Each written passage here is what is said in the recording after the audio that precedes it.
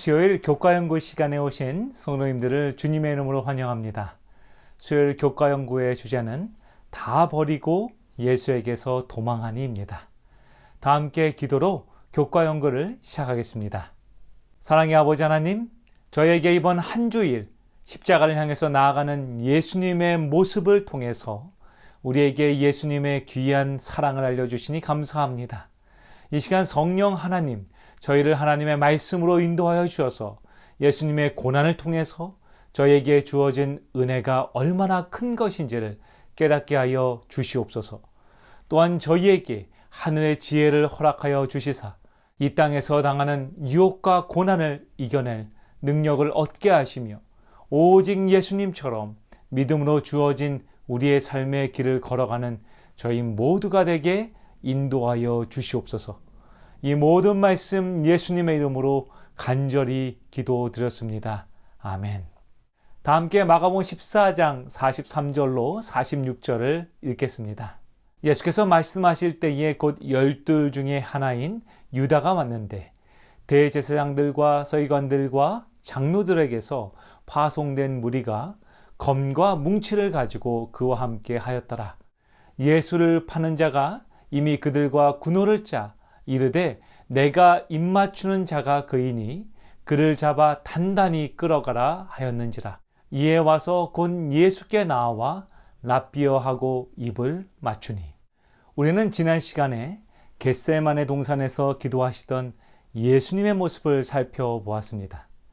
아무도 알아주지 않는 그 외로운 길을 걸어가셨던 예수님은 십자가를 앞두고 연약함에 사로잡혀 계셨습니다.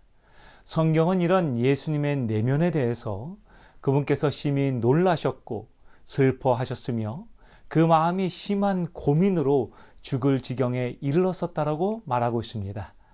십자가를 앞두고 공포와 두려움에 사로잡혔던 그런 예수님의 모습은 하나님이 이 땅에 인간의 몸을 입고 오셨다는 말씀이 사실인 것을 우리에게 알려주죠. 그렇기에 예수님의 십자가 사건은 더욱더 큰 감동인 것입니다. 우리의 죄를 위해 하나님이 인간이 되어 죽으셨다니 믿기지 않는 그 사실에 여러분 감사하시길 소망합니다. 그런데 마가는 겟세마네에서 고뇌하고 절규하시던 예수님의 모습과는 달리 매우 담대하게 그 고난을 맞이하시는 예수님의 모습을 매우 대조적으로 보여주고 있습니다. 예수님은 자신을 잡으러 온 무리들에게 어떤 소동이나 대항도 하지 않고 담대하게 자신의 운명을 받아들이십니다. 하지만 이와는 대조적으로 기도의 밤 영적인 준비를 하지 못했던 제자들은 오히려 흥분하며 놀라 어찌할 바를 알지 못하게 됩니다. 마가는 겟세마네에서 예수님의 모습과 고난의 밤 제자들의 모습을 매우 대조적으로 표현하고 있는 것이지요. 이제 43절에서 유다는 제사장들과 서기관들 그리고 장로들로부터 파송된 무리를 이끌고 예수님이 계신 곳으로 찾아오게 됩니다. 그들은 예수님을 체포하기 위해서 미리 계획을 세웠는데요. 그것은 유다가 입맞추는 사람이 바로 예수님이라는 표시였습니다.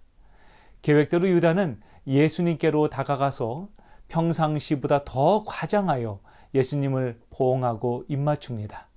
여기에 쓰인 입맞춤이라는 단어는요, 그냥 입맞춤이 아니라 정열적인 입맞춤이라는 의미를 갖고 있습니다. 즉 유다는 자신의 배반을 위장하기 위해 정열적으로 예수님께 다가간 것이죠. 원래 입맞춤은 존경과 사랑의 표시였으나 그날 유다의 입맞춤은 배반의 입맞춤이었던 것입니다. 그 모든 것을 알면서도 우리 예수님은 유다가 행하려는 그것을 가로막지 않으시고 그의 인사를 받으시며 입을 맞추기를 허락하십니다. 아마도 그것은 유다를 향한 예수님의 마지막 사랑의 인사였는지도 모릅니다. 성경은 유다가 왜 이런 일을 하였다라고 자세히 설명하고 있지는 않습니다. 하지만 그가 세상에 대한 탐욕에 사로잡혔던 것은 분명합니다. 영감의 글은 이렇게 유다의 상황을 묘사하고 있습니다. 유다는 본래 돈에 대하여 강한 애착을 가지고 있었으나 이런 일을 할 만큼 항상 부패했던 것은 아니다. 그는 악한 탐욕의 정신을 길러서 마침내 그것이 그의 생애의 동기를 지배하게 했다. 돈에 대한 애착이 그리스도께 대한 그의 사랑을 능가했다. 그는 한 가지 죄의 노예가 됨으로 인해 자신을 사단에게 넘겨주어 그같이 깊은 죄까지 빠지게 되었다. 이와 같이 예수님과 동행하며 온전한 믿음을 준비하지 못했던 사람들은 마지막 날에도 유다와 같은 탐욕의 죄에 빠지게 될 것입니다. 그렇게 우리는 오늘 예수님만을 온전히 신뢰하는 믿음을 반드시 준비해야 하는 것입니다. 이제 예수님은 자신을 잡으러 온 무리들에게 말씀하십니다. 너희가 강도를 잡는 것 같이 검과 뭉치를 가지고 나를 잡으러 나왔느냐? 내가 날마다 너희와 함께 성전에 있으면서 가르쳤으되 너희가 나를 잡지 아니하였도다. 그러나 이는 성경을 이루려 함이니라 하시더라. 예수님은 분명하고도 단호하게 이는 성경을 이루려 함이니라고 말씀하셨습니다. 이것을 통해서 우리는 저자인 마가의 숨은 의도를 발견하게 됩니다. 그것은 예수님의 순환 이야기를 통해 이루어지는 중의적인 계획, 즉 메시아를 없애려는 인간의 뜻이 이루어진 것처럼 보이지만 하나님께서는 이러한 인간의 숨은 뜻을 통해서도 그분의 위대하신 계획을 이루신다는 것입니다. 무리들이 마치 강도를 잡는 것처럼 예수님을 잡으러 검과 뭉치를 가지고 다가올 때조차도 예수님은 그 자신을 하나님의 뜻에 성경의 말씀에 합당하게 순종하셨던 것이죠. 그분은 원하기만 하셨다면 얼마든지 피할 수 있었음에도 불구하고 그것은 하나님 아버지의 뜻이 아님을 아셨기 때문에 주님께서는 묵묵히 자신을 내어주셨던 것입니다. 마가는 초대교회의 성도들에게 그리고 오늘날 성도들에게 영적인 준비를 하신 예수님께서 고난 가운데 자신을 내어주시는 장면을 소개함으로써 고난과 박해 가운데 있던 그들을 위로하고 용기를 주며 오늘 우리에게 소망을 주는 것이죠. 그런 의미에서 결국 유다의 배반으로부터 시작된 고난이었지만 예수님의 그 고난은 실은 성경에 기록된 인류를 구원하기 위한 하나님의 섭리 가운데 하나였던 것입니다. 겟세마네 동산의 처절한 기도 속에서 이 고난의 잔을 받아들이셨기 때문에 예수님의 마음은 죽음 앞에서도 평정심을 잃지 않으셨던 것이죠. 아니 오히려 예수님은 침착하셨고 베드로가 칼을 휘두르며 저항할 때조차도 그것을 탈출의 기회로 여기지 않고 오히려 그를 만류하십니다. 요한복음에서 밝혀지는 것처럼 예수님은 그런 베드로를 말리시며 이렇게 말씀하십니다. 이에 시몬 베드로가 칼을 가졌는데 그것을 빼어 대제사장의 종을 쳐서 오른편 귀를 베어버리니 그 종의 이름은 말고라. 예수께서 베드로더러 이르시되 칼을 칼집에 꽂으라. 아버지께서 주신 잔을 내가 마시지 아니하겠느냐 하시니라. 예수님께서는 지금 베드로에게 그 겟세마네에서 기도하셨던 그 고난의 잔을 마실 때가 되었다라고 말씀하신 것이죠. 이제 예수님께서는 모든 제자들의 곁을 완전히 떠나시게 됩니다. 결국 유다의 배반으로 시작된 이 밤은 예수님의 십자가의 죽으심의 순간까지 마치 폭풍이 시작되면 그 끝을 알 수 없이 휘몰아치는 것처럼 예수님과 제자들 모두의 삶을 휘몰아치게 됩니다. 그러나 그날 밤 예수님을 저버린 사람은 유다만이 아니었습니다. 마가는 이렇게 그날 주님을 버린 사람들을 표현하고 있습니다. 마가복음 14장 50절은 이렇게 말합니다. 제자들이 다 예수를 버리고 도망하니라. 또한 마가는 그의 서신에서 옷을 다 벗고 도망하는 한 명의 청년을 기록하는 것 역시 잊지 않았습니다. 이 청년은 오직 마가복음에만 기록되어지는데요. 그 이유는 아마도 그날 밤 도망간 그 청년이 마가 자신이었기 때문일 것입니다. 그는 그 역시 주님을 버리고 도망갔다라고 성도들에게 고백한 것이죠. 제자들은 그 전에 분명히 말하였습니다.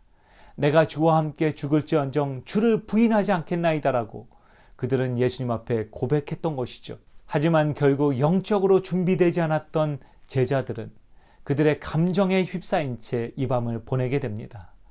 여러분 이처럼 영적으로 깨어있지 않으면 우리 역시 가룟 유다처럼 그리고 도망갔던 제자들처럼 옷을 다 벗고 나아갔던 마가처럼 되는 것이죠. 영감의 교훈은 이렇게 우리에게 권면합니다. 제자들은 자신의 생명이 위태롭게 되자 모두 그를 버리고 도망하였다.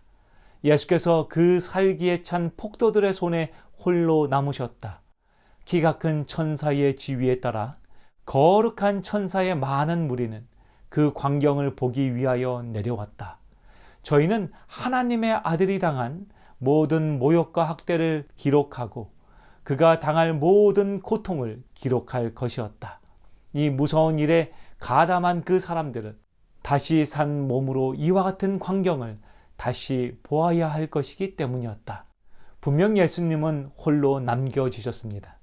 하지만 하나님은 그분의 자녀를 홀로 두지 않으십니다. 그분의 천사들로 예수님의 십자가의 광경을 모두 기록하게 그 곁에 두신 것이죠. 누구도 함께하지 못한 그 고난의 자리에 하나님 아버지는 그곳에 함께 하셨던 것입니다. 사랑하는 미주교회 성도 여러분이시여, 우리는 언젠가 이 무서운 시험의 밤에 서게 될 것입니다. 그러나 여러분들은 이 시험의 밤에 어느 자리에 서기를 원하고 계십니까? 여러분들은 겟세마네 동산에서 하나님과 하나가 되어서 그 고난의 한복판에 나오신 예수님의 자리에 서기를 원하십니까? 아니면 영적으로 준비가 되지 못한 채 두려움과 떨림으로 주님의 곁을 하나둘씩 떠나는 제자들의 자리에 서기를 원하십니까? 주님께서는 겟세마네에서 제자들에게 말씀하신 것처럼 우리에게도 오늘 말씀하고 계십니다. 시험에 들지 않도록 깨어있어 기도하라. 사랑하는 성도 여러분이시여, 오늘 우리 모두는 시험에 들지 않게 깨어있어 기도해야 합니다. 오늘 우리가 믿음으로 깨어서 기도하는 그 주님의 백성이 되길 여러분 간절히 바랍니다. 그렇게 할 때 우리 주님께서는 우리의 고난의 자리에 예수님과 함께 하셨던 것처럼 함께 하실 것입니다.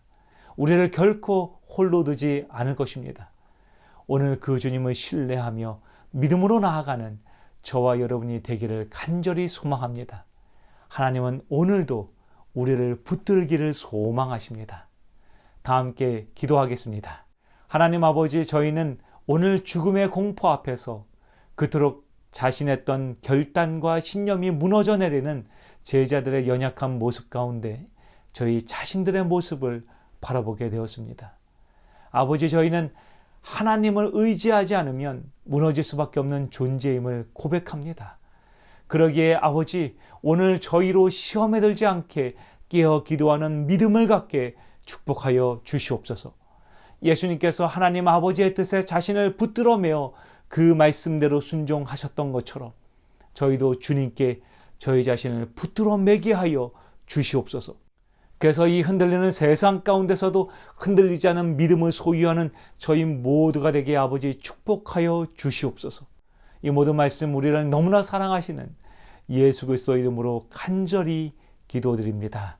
아멘.